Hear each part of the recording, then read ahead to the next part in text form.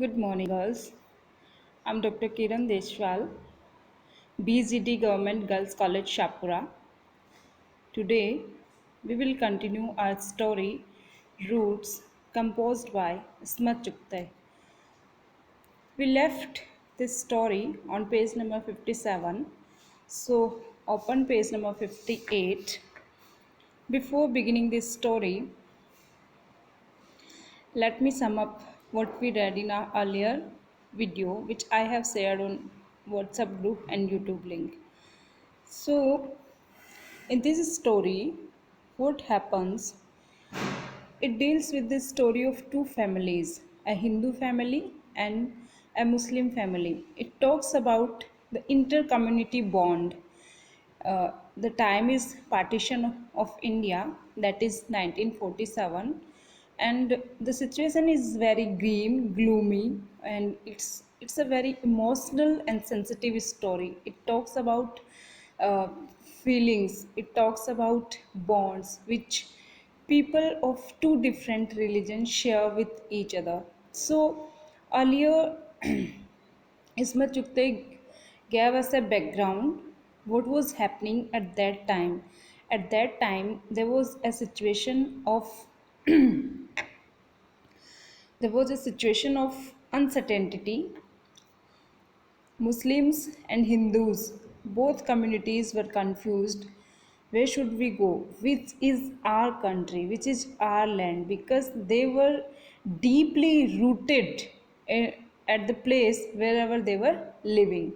So, open page number 58. We know that people were giving death threats to each other.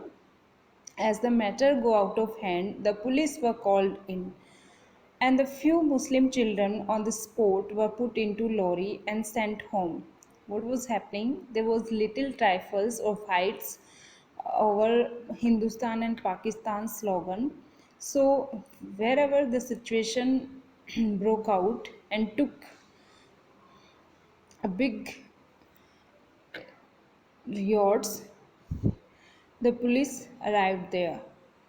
Now, behold, when these children reached home, their mothers, who were always too ready to curse them, invoking cholera and plague on their head, ran out of their houses solicitously and held them to their bosom. In normal circumstances, if Chabba had come home after a fight with Rupchandji's children, Dulan Bhabi would have served him with few resounding slaps and sent him to Rupchandji for administering a castor oil and quinine mixture. The situation is now different. What was happening before this?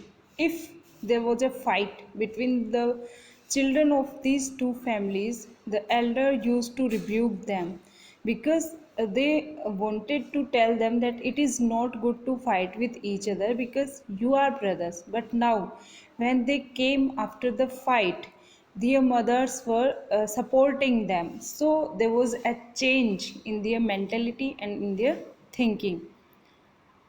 Rupchandji was not only a family doctor. The head of the Hindu family is known as Rupchandji. He is a doctor by profession.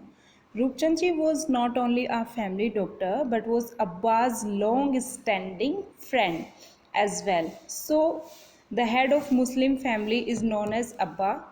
Rupchandji and Abba are friends. His sons were my brother's friends, and his daughter-in-laws were friends of my sister-in-law. So this friendship was continued in generations. The fathers are friends, their children are friends, their daughter-in-laws are friends.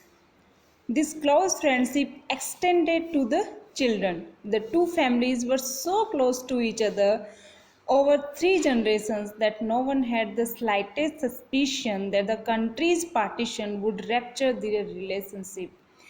The partition brought a break in their relationship. Before that, they were very close to each other. They were, of course, members of the Muslim League. the Congress, and the Hindu Mahasabha in both families.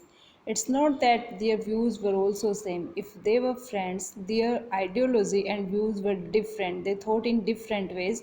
They followed different ideology. They were members of Muslim League who supported Muslim League, the agenda of Muslim League. They were members of Congress party who supported the agenda of Congress. Politically, their views were different. The writer wants to say that politically their views were different, but there was no enmity at all. And the Hindu Mahasabha in both families who held fierce debates on religious and political matters. Though there were fierce debates over issues before this, but there was no break in the relationship, no breach in the relationship, but this partition situation brought a breach in the relationship of these two families. The bonds shaken somewhere, but it was more like a football or a cricket match where winning and losing doesn't matter. If Abba was a Congress wala, the head of the Muslim family, Abba, supported Congress. Dr. Sahab and Bare Bhai were supporters of the League. They supported Muslim League. Gyanchand was a Mahasabhai, while Manjle Bhai was a communist and Gulab Chand a socialist. So we see that there are socialists, there are Muslim League, there are communists, there are Congress walas. Women and children supported the party patronized by their husband or father. It happens in India.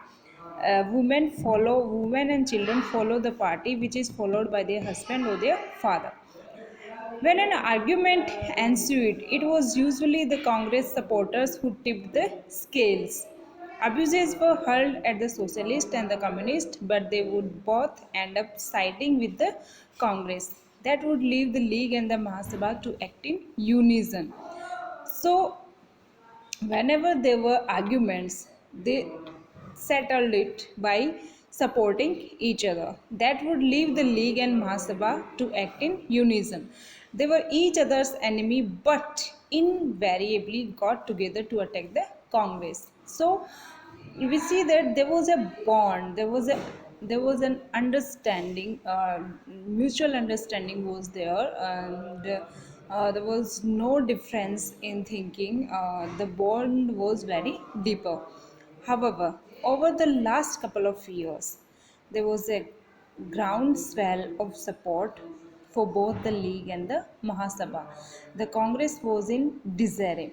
The entire new crop of the family, the new generation, the coming up members, with the exception of one or two impartial congressmen, spruced themselves up like the National Guards under the command of Bare Bhai. They became communist.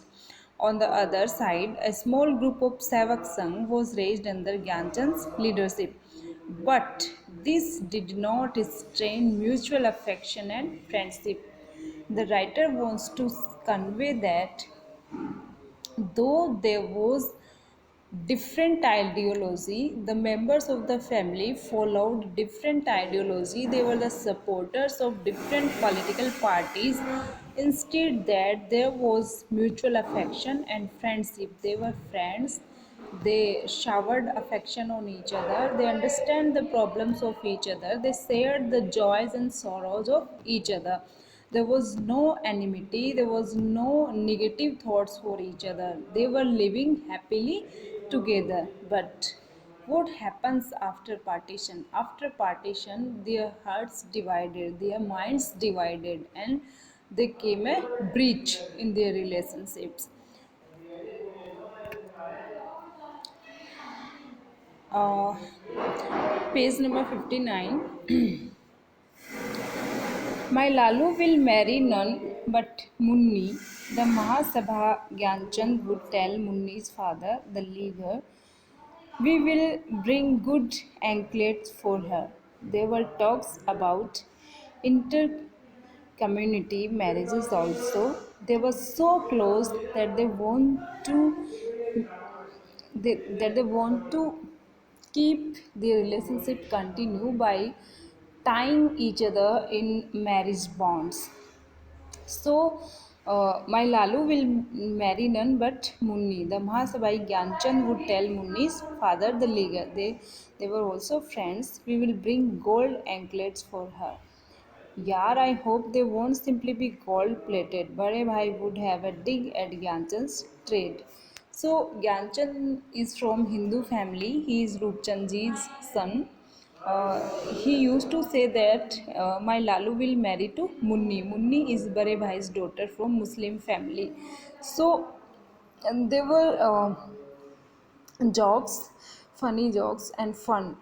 If the National Guards wrote Pakistan Jindabad on the walls, the party of Sevak Sangh would wipe it out and write Akhand Hindustan. But today, the matter is different. When this situation happened, there was a fight, and police came, and their mothers support the children instead of rebuking them.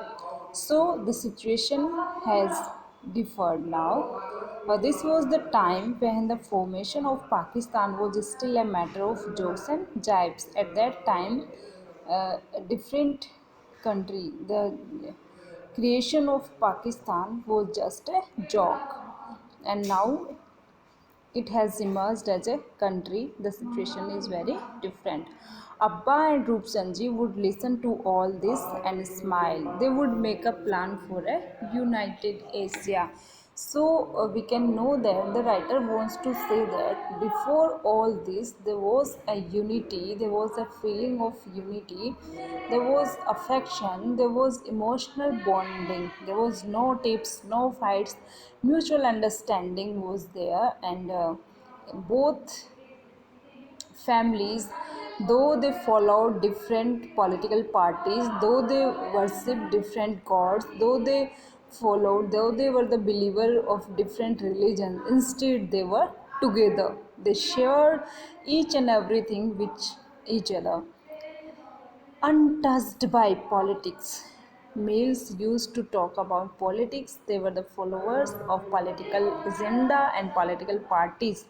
But the female of the families, the women of the families were untouched by politics. Untouched by politics, Amma and Chachi would talk of spices like coriander and turmeric and their daughters' dowries. They used to talk about household things. The daughter-in-laws were busy upping each other's fashions. Besides salt, pepper, etc., medicines also came from Dr. Sahib's place.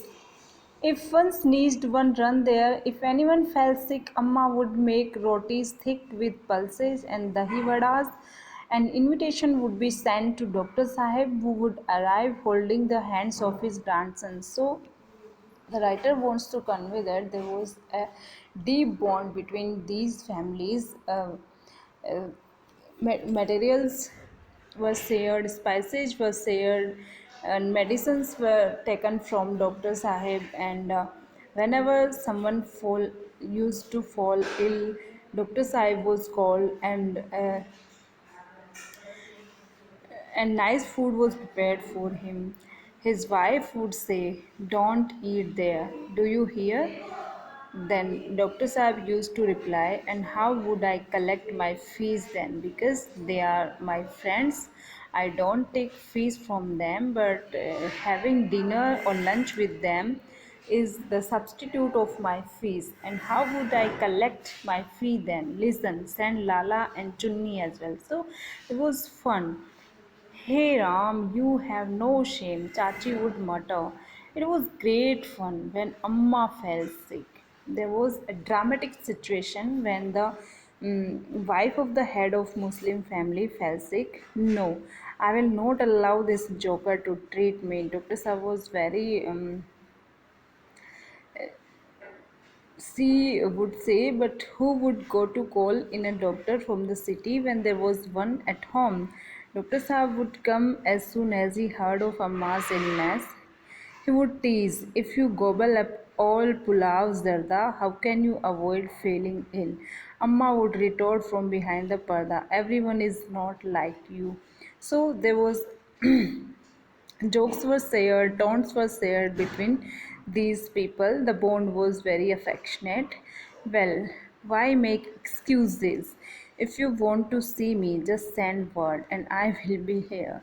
You need not fake illness. Dr. Saab used to retort to Amma that why do you fake illness to meet me? You just send a word and I will be here. You need not fake illness. He would say with a mischievous smile. Amma would jerk, he was very naughty. Amma would jerk her hand back in mock anger and mutter curses. Abba would smile indulgently. So there was nothing was different in these families. They shared everything. They were the friends of sorrow and joy. If Dr. Saab came to see a patient, everyone else would line up for a checkup.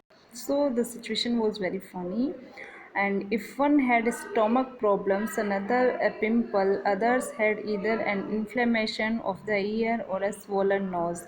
So we can see by this description that both these families lived together, shared the bond of happiness, shared joys and sorrows. They were the friends of joys and sorrows. There was no um, mutual enmity among these families. They lived together. They were happy. So the it is a background story which the writer is telling in flashback what was before and what is now happening. The partition has wrecked the bond of these families. It has damaged or destroyed the affection, the emotional bond which these family shared. Thanks for watching. We will be continue in our next